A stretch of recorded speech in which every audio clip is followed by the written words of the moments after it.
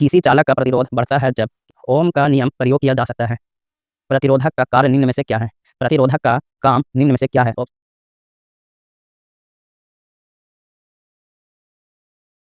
Hello everyone, welcome back to my YouTube channel Namaz study. So friends, आज का ये class ITI के first year के छात्रों के लिए है और ये क्लास वैसे छात्रों के लिए है जो आईटीआई आईसीटी एसएम ट्रेड से कर रहे हैं। तो आज इस क्लास का आईसीटी एसएम ट्रेड थ्योरी का क्लास 6 होने वाला है। तो इससे पहले 5 class ICT SM trade theory से हो चुके हैं। सो दोस्तों, अगर आप इससे पहले वाले क्लास को नहीं देखे हैं तो आप प्लेलिस्ट में जाकर सभी क्लास को देख सकते हैं। तो जैसा कि दोस्तों, अब आपको आईटीआई से सीबीटी एग्ज़ाम देना है और आप फर्स्ट ईयर का स्टूडेंट्स हैं, तो ये क्लास आपके लिए इम्पोर्टेंट है क्योंकि आज इस क्लास में आईसीटी एसएम ट्रेड थ्योरी से टॉप क्वेश्चंस को करवाने वाले हैं। तो यहाँ पर जितने भी आईसीटी एसएम ट्रेड थ्योरी से क्लास करवाए जा रहे हैं, सभी क्लास में आईसीटी एसएम फर्स्ट ईयर के चैप्टर से चैप्टर बाय चैप्टर क्लास करवाया जा रहा है। तो आज इस क्लास में किस चैप्टर से क्वेश्चंस को करवाने वाले हैं, तो आप इस लास्ट में बने रहें। तो जैसा कि दोस्तों, अगर आप हमारे यूट्यूब चैनल पर पहली बार आए हैं तो सबसे पहले आप इस चैनल को सब्सक्राइब कर लीजिए क्योंकि जब भी क्लास का वीडियो अपलोड करूं तो आप तक सबसे पहले पहुंचे। और इस चैनल पर आईटीआई का एम्प्लॉयबिलिटी स्किल्स का भी क्लास करवाया जा रहा है।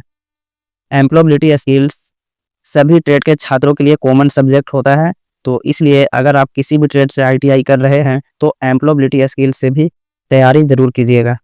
तो चलिए दोस्तों, आज का क्लास शुरू करते हैं।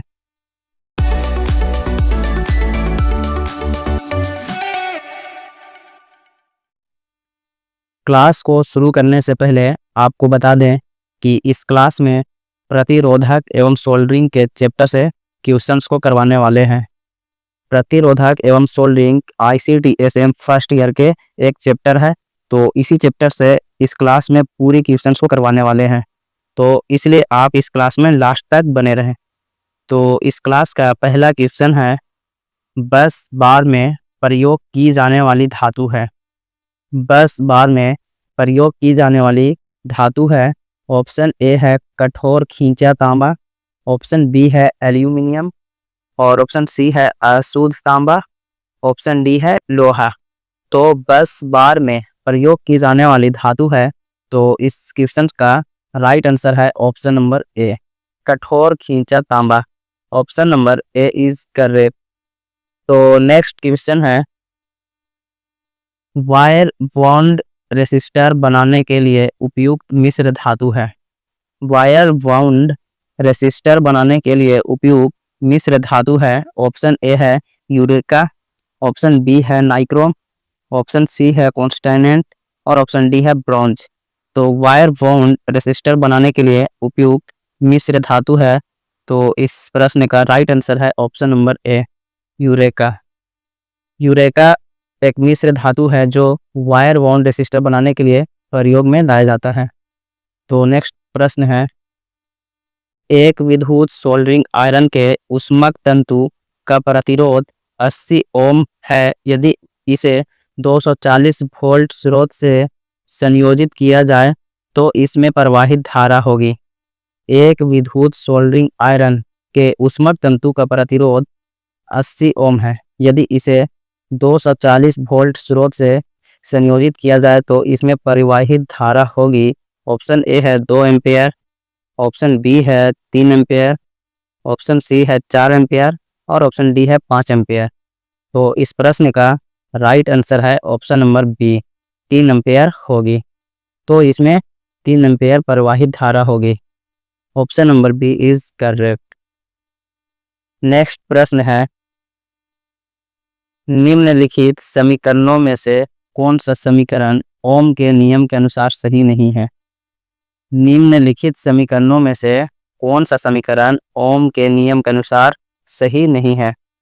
ऑप्शन ए है I बराबर V upon R, option B है R बराबर R1 plus R2, option C है W बराबर I स्क्वायर R, और ऑप्शन डी है V बराबर W/I।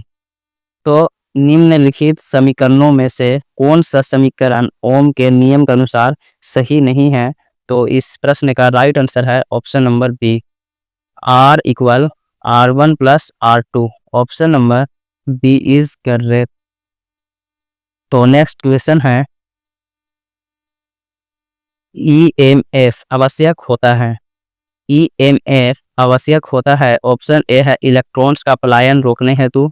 ऑप्शन डी है असंतुलित परमाणुओं से इलेक्ट्रॉन्स को पृथक रखने हेतु, पृथक मतलब अलग रखने हेतु। ऑप्शन सी है कंडक्टेंस को रेसिस्टेंस में परिवर्तित करने हेतु। और ऑप्शन डी है इलेक्ट्रॉन्स को गतिमान करने के लिए। तो EMF आवश्यक होता है, इस प्रश्न का राइट आंसर है ऑप्शन नंबर डी, इलेक्ट्रॉन्स को गतिमान करने के लिए। Option number D is correct. तो नेक्स्ट क्वेश्चन है,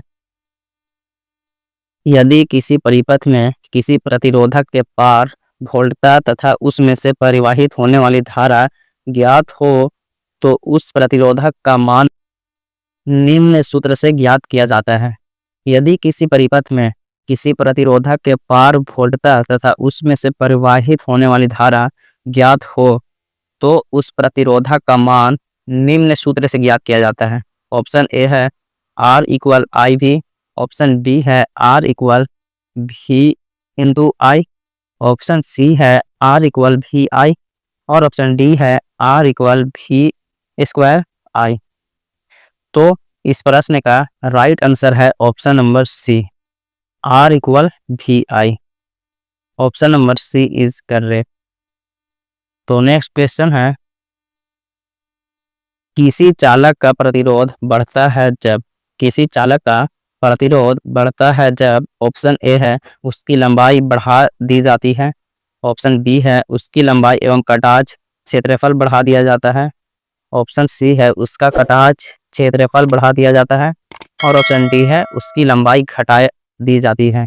तो किसी चालक का प्रतिरोध बढ़ता है जब, इस प्रश्न का राइट आंसर है ऑप्शन नंबर ए, उसकी लंबाई बढ़ा दी जाती है। किसी चालक का प्रतिरोध बढ़ता है जब उसकी लंबाई बढ़ा दी जाती है। Option number A is correct.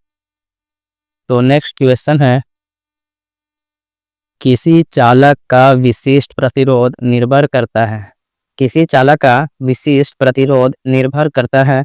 Option A है उसकी लंबाई एवं कटाज क्षेत्रफल पर। ऑप्शन बी है चालक के पदार्थ की प्रकृति पर। ऑप्शन सी है चालक की लंबाई पर। और ऑप्शन डी है उपरोक्त में से कोई नहीं। तो किसी चालक का विशिष्ट प्रतिरोध निर्भर करता है, इस प्रश्न का राइट आंसर है ऑप्शन नंबर बी, चालक के पदार्थ की प्रकृति पर। किसी चालक का विशिष्ट प्रतिरोध निर्भर करता है चालक के पदार्थ की प्रकृति पर। Option number B is correct. Next question है, धात्विक प्रतिरोधक का प्रतिरोध तापमान बढ़ाने पर, धात्विक प्रतिरोधक का प्रतिरोध तापमान बढ़ाने पर ऑप्शन ए है घटता है, नियत रहता है। ऑप्शन सी है बढ़ता है। और ऑप्शन डी है परिवर्तित होता रहता है। तो धात्विक प्रतिरोधक का प्रतिरोध तापमान बढ़ाने पर बढ़ता है। Option number C is correct. धात्विक प्रतिरोधक का प्रतिरोध तापमान बढ़ाने पर क्या होता है? तो बढ़ता है। Option number C is correct. Next question है, ओम का नियम प्रयोग किया जा सकता है। ओम का नियम प्रयोग किया जा सकता है। ऑप्शन ए है रेक्टिफायर युक्ति के लिए। ऑप्शन बी है गैस डिस्चार्ज लैंप के लिए। ऑप्शन सी है वैक्यूम ट्यूब के लिए। और ऑप्शन डी है इनमें से कोई नहीं। तो ओम का नियम प्रयोग किया जा सकता है, इस क्वेश्चन का राइट आंसर है ऑप्शन नंबर ए, रेक्टिफायर युक्ति के लिए। ओम का नियम प्रयोग किया जा सकता है रेक्टिफायर युक्ति के लिए। Option number A is correct. Next question है, सामान्यतः पावर सर्किट्स में प्रयोग किए जाने वाले प्रतिरोधक है। सामान्यतः पावर सर्किट्स में प्रयोग किए जाने वाले प्रतिरोधक है। ऑप्शन ए है कार्बन। ऑप्शन बी है वायर बॉन्ड। ऑप्शन सी है कार्बन एवं वायर बॉन्ड में से कोई भी। और ऑप्शन डी है उपरोक्त में से कोई नहीं। तो सामान्यतः पावर सर्किट्स में प्रयोग किए जाने वाले प्रतिरोधक है option number B wire bond. Option number B is correct, wire bond है। तो नेक्स्ट प्रश्न है प्रतिरोधक का कार्य निम्न में से क्या है। प्रतिरोधक का काम निम्न में से क्या है। ऑप्शन ए है विद्युत परिपथ की धारा को नियंत्रित करना। ऑप्शन बी है विद्युत परिपथ के वोल्टेज का विभाजन करना। ऑप्शन सी है ए और बी दोनों, और ऑप्शन डी है इनमें से कोई नहीं। तो प्रतिरोधक का कार्य निम्न में से क्या है। तो इस प्रश्न का राइट आंसर है ऑप्शन नंबर ए विद्युत परिपथ की धारा को नियंत्रित करना। प्रतिरोधक का कार्य क्या है, तो विद्युत परिपथ की धारा को नियंत्रित करना। Option number A is correct. तो नेक्स्ट प्रश्न है प्रतिरोधकों को श्रेणी क्रम में संयोजित करने पर उनके प्रतिरोध के समतुल्य मान पर निम्न में से क्या प्रभाव पड़ता है। प्रतिरोधकों को श्रेणी क्रम में संयोजित करने पर उनके प्रतिरोध के समतुल्य मान पर निम्न में से क्या प्रभाव पड़ता है। ऑप्शन ए है प्रतिरोध का मान घटता है। ऑप्शन बी है प्रतिरोध का मान बढ़ता है। ऑप्शन सी है प्रतिरोध का तुल्यांक मान पर कोई प्रभाव नहीं पड़ता, और ऑप्शन डी है उपरोक्त में से कोई नहीं। तो प्रतिरोधकों को श्रेणी क्रम में संयोजित करने पर उनके प्रतिरोध के समतुल्य मान पर निम्न में से क्या प्रभाव पड़ता है। तो इस प्रश्न का राइट आंसर है ऑप्शन नंबर बी प्रतिरोध का मान बढ़ता है। Option number B is correct. तो नेक्स्ट प्रश्न है और इस क्लास का लास्ट प्रश्न है, मतलब प्रतिरोधक एवं सोल्डरिंग के चैप्टर से टोटल 15 ही क्वेश्चन थे। तो क्वेश्चन है प्रतिरोधकों को समांतर क्रम में संयोजित करने पर उनके प्रतिरोध के समतुल्य मान पर निम्न में से क्या प्रभाव पड़ता है। प्रतिरोधकों को समांतर क्रम में संयोजित करने पर उनके प्रतिरोध के समतुल्य मान पर निम्न में से क्या प्रभाव पड़ता है। ऑप्शन ए है प्रतिरोध का तुल्यांक मान बढ़ता है। ऑप्शन बी है प्रतिरोध का तुल्यांक मान घटता है। ऑप्शन सी है प्रतिरोध के तुल्यांक मान पर कोई प्रभाव नहीं पड़ता, और ऑप्शन डी है उपरोक्त में से कोई नहीं। तो इस क्वेश्चन का राइट आंसर है ऑप्शन नंबर ए प्रतिरोध का तुल्यांक मान बढ़ता है। प्रतिरोधकों को समांतर क्रम में संयोजित करने पर उनके प्रतिरोध के समतुल्य मान पर निम्न में से क्या प्रभाव पड़ता है।